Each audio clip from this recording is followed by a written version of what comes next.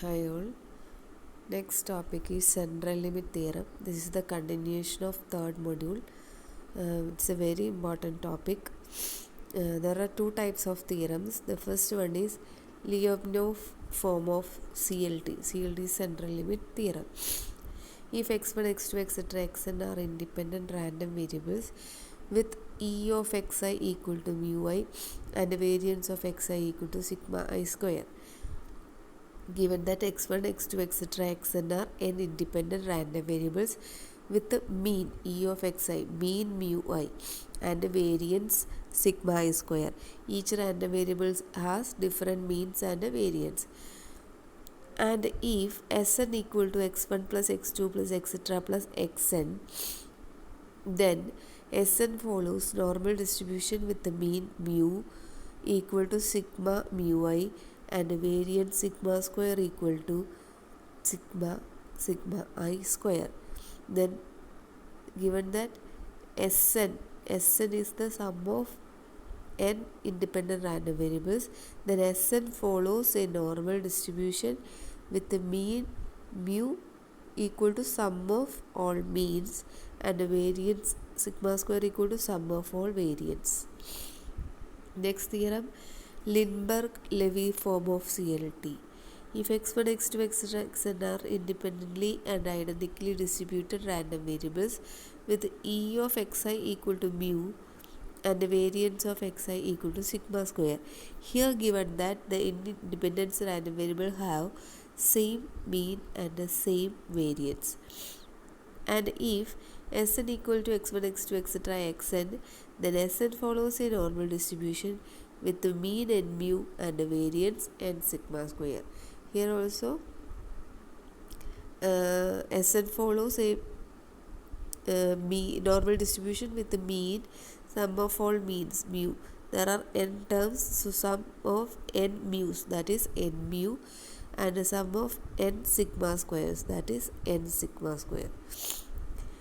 Next remark, if x bar equal to Sn by n, that is x bar is the mean of all random variables or average of all random variables, then x bar follows a normal distribution with the mean mu and variance sigma square by n.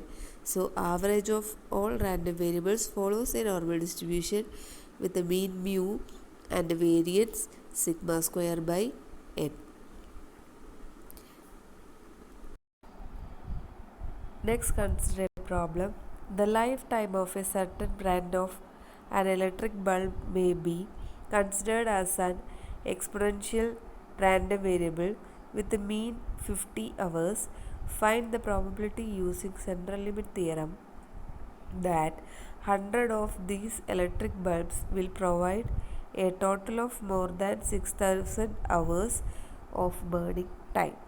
Here given that lifetime of a certain brand of electric bulb is considered as an exponential random variable with a mean 50 hours. Find the probability using CLT. 100 of these electric bulbs will provide total more than 6000 hours burning time. First, let xi be the lifetime of ith lamp. Here 100 bulbs, so I equal to 1 to etc. 100. Since xi follows exponential distribution with the mean 50, so given that mu I, xi follows exponential distribution with the mean 50, that is mu I equal to 50, and if mean of an exponential distribution is beta, then variance is beta square. So using this we can write variance equal to 50 square, that is equal to 2500. Let Sn equal to x1 plus x2 plus etc. plus x100, which follows normal distribution with the Lindbergh-Levy form of CLT.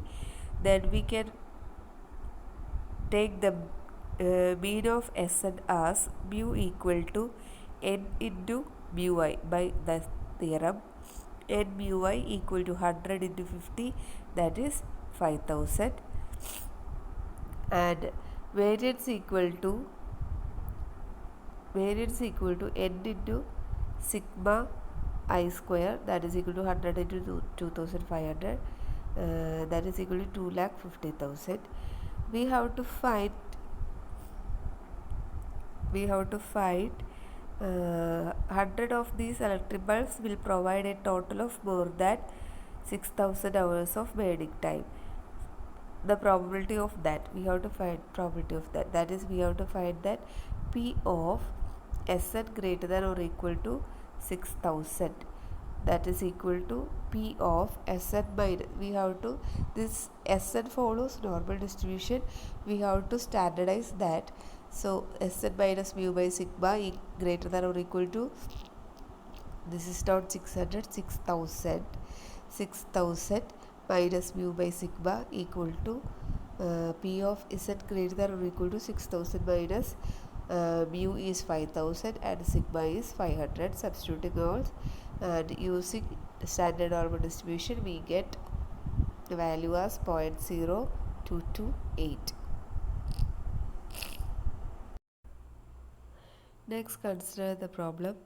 A random sample of size 100 is taken from a population whose mean is 60 and a variance 400. Using CLT, with what probability can we assert that the mean of sample will not differ from mu by more than 4? Mean of sample will not differ from mu by more than 4. Here given that n equal to 100, mean of all samples is 60 and the variance is 400.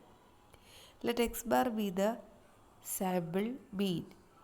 Then using CLT, the remark, CLT's remark, we know that x bar equal to Sn by n follows Sn by n follows normal distribution with the mean mu and the variance sigma square by n.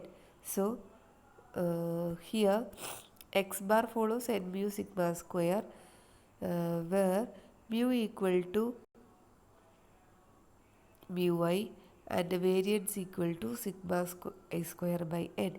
Here mu I equal to 60, so mu equal to 60 and sigma I square equal to 400, so sigma square equal to 400 by 100 equal to 4. Now we have to find that the probability can be assert that mean of sample will not differ from mu.